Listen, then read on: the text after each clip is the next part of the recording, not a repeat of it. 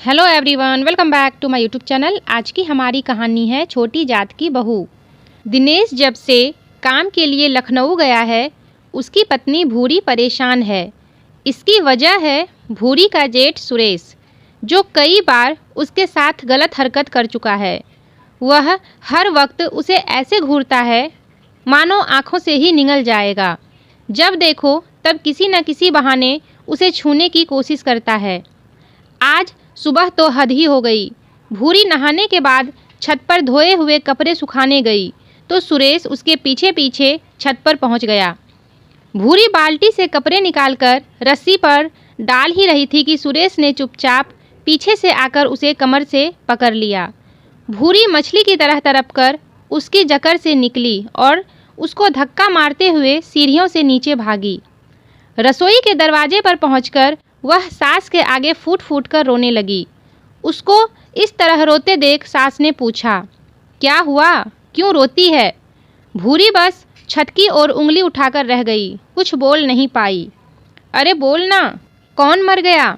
भूरी चुपचाप आंसू पोंछती हुई सास के सामने से हटकर अपनी कोठरी में आ गई। सास से जेठ की शिकायत करना फिजूल है। वह उल्टा भूरी पर ही बदचलनी का आरोप लगा देती। फिर दरवाजे पर बैठकर दहाड़े मार मार कर सिर पटकती कि बेटे ने निचली जात की औरत से ब्याह करके खानदान की नाक कटवा दी। देखो, खुद बदन उघाड़े घूमती है और फिर जेठ और ससुर पर इल्ज़ाम लगाती है। इस मोहल्ले के ज़्यादातर लोग इन्हीं लोगों की जात वाले हैं। वो इन्हीं की बातों पर भरोसा करेंगे।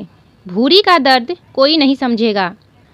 हद तो उस दिन हो गई थी जब दिनेश पहली बार भूरी को लेकर मंदिर में गया और पुजारी ने भूरी को मंदिर की पहली सीढ़ी पर ही रोक दिया।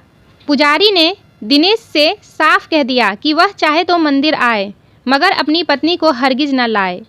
पुजारी की बात का दिनेश विरोध भी नहीं कर पाया था। उल्टे हाथ जोड़कर पुजारी से माफ़ी मांगने लगा था। फिर भूरी को सीढ़ियों पर छोड़कर वह मंदिर के भीतर चला गया था।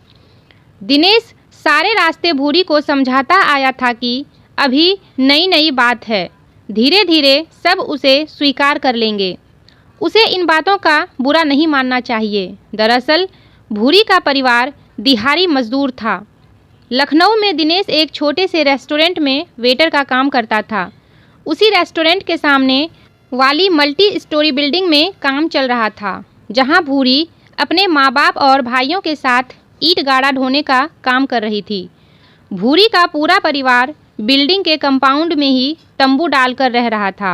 बिल्डिंग का काम अभी कई साल चलना था, इसलिए ठेकेदार ने गांव के कई परिवारों को यहां दिहाड़ी मजदूरी पर रखा हुआ था।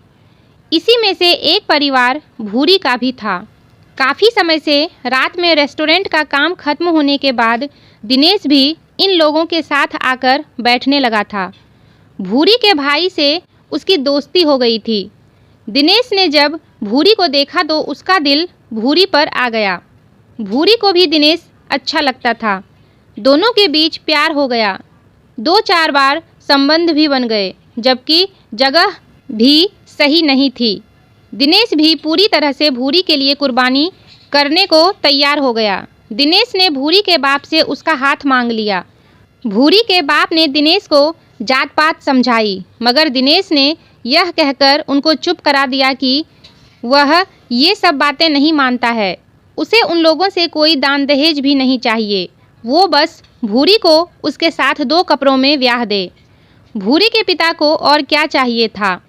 अच्छा खासा लड़का मिल रहा था, पढ़ा लिखा था, रेस्टोरेंट में वेटर था और उनसे ऊंची जाति का था। भूरी के परिवार वालों ने दिनेश के परिवार की ज़्यादा खोजबीन नहीं की। अपने परिवार के बारे में दिनेश ने जितना बताया उसी पर यकीन कर लिया। दिनेश लखनऊ में 4 दोस्तों के साथ एक कमरा शेयर करके रह रहा था। उसने भूरी के बाप से कहा कि शादी के बाद वह जल्दी ही लखनऊ में कोई छोटा सा घर ले लेगा। तब तक भूरी को अपने साथ नहीं रख पाएगा। भूरी उन्नाव में उसके घर पर परिवार के साथ रहेगी। भूरी के पिता राजी हो गए तो दिनेश ने लखनऊ में ही एक मंदिर में भूरी से शादी कर ली। शादी में उसके परिवार से तो कोई नहीं आया, लेकिन उसके रेस्टोरेंट के दोस्त और मालिक जरूर शामिल हुए। शादी के बाद जब दिनेश भूरी को लेकर अपने घर उन्नाव आया तो वहाँ का हाल देखकर भूरी सहम गई। सबने मिलकर दोनों को खूब खरी खोटी सुनाई। भूरी से उसकी जात पात पूछी, दान दहेज में क्या मिला है यह पूछा, और जब पता चला कि भूरी निचली जाति की है और उस पर खाली हाथ आई है तो सब उसके दुश्मन हो गए। शादी के बाद बस हफ्ते भर की छुट्टी दिनेश को मिली थी। हफ्ता खत्म हुआ तो वह लखनऊ जाने को तैयार हो गया।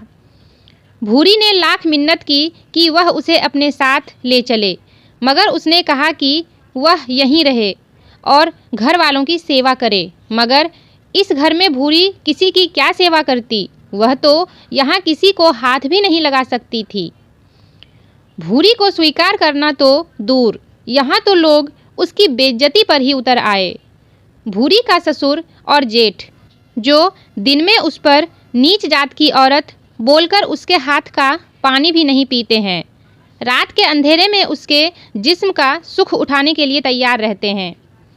उनकी लाल लाल आँखों से हर वक्त हवस टपकती है। भूरी को पता है कि उनकी इस मनसा में उसकी सास की पूरी सहमति है।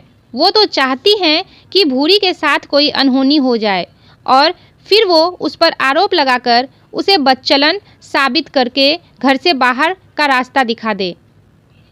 दिनेश के लखनऊ जाने के बाद तो उनका मुंह खूब खुलता है, खूब ताने मारती हैं, गाली गलौज करती हैं।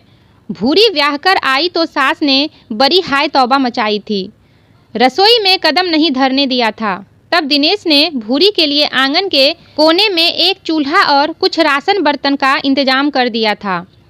तब से भूरी अपना और दिनेश का खाना वहीं बनाती थी।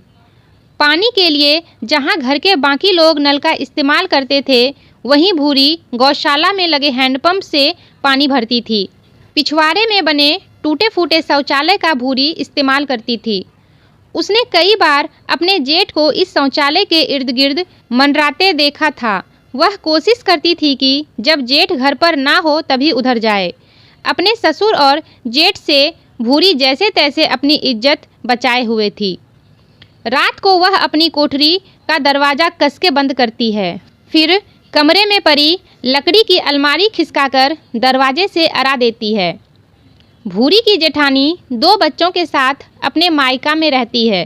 दरअसल उसकी भी सास से बनती नहीं है, हालांकि वह इन्हीं लोगों की जात की है और सुना है कि बड़ी तेज तर्रार औरत है। जेठ उससे दबता है, महीने के महीने खर्चे के पैसे उसे उसके घर देकर आता है। जब सुरेश 2-3 दिनों के लिए अपनी ससुराल जाता है तब भूरी को बड़ा सुकून मिलता है। उसके जिस्म से लिपटी गंदी नज़रों की जंजीरें थोड़ी कम हो जाती है। ससुर की अभी इतनी हिम्मत नहीं पड़ी है कि उसे छू ले, मगर घूरता जरूर रहता है।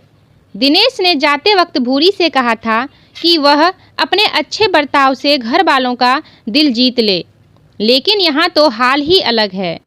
सब नीच कहकर उसे दुत्कारते हैं और उसका उपयोग भी करना चाहते हैं। ऐसे लोगों का वह क्या दिल जीते, ऐसे लोगों को वह क्या अपना समझे। इनसे तो वह हर समय डरी सहमी रहती है, पता नहीं कब क्या कांड कर बैठे। ऊंची जातियों के लड़के चाहे पिछड़ों की लड़कियों से शादी करें या दलितों की, मुश्किल से ही निभा पाते हैं, क्योंकि कम परिवार ही उन्हें घर में जगह देते हैं।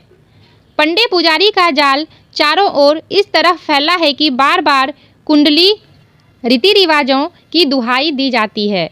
इसमें पिछड़ों के लड़के लड़कियां बुरी तरह पिसे हैं। वो मनचाहे से प्रेम नहीं कर सकते, दोस्ती तक करने में जाति आड़े आती है। जब तक दिल मजबूत न हो और ऊंची या नीची जाति का पति अपने पैरों पर खड़ा न हो, ऐसी शादियों को आज भी पंडा सरकार भी कोई बचाव न करेगी। यह तो खुद करना होगा। पिछड़ों का इस्तेमाल तो किया जाएगा, पर उन्हें बराबर की जगह न मिलेगी, चाहे पत्नी ही क्यों न बन जाएं। तो दोस्तों, आपको ये कहानी कैसी लगी कमेंट करके ज़रूर बताइएगा, और अगर वीडियो पसंद आई हो तो लाइक और शेयर करना ना भूलिएगा।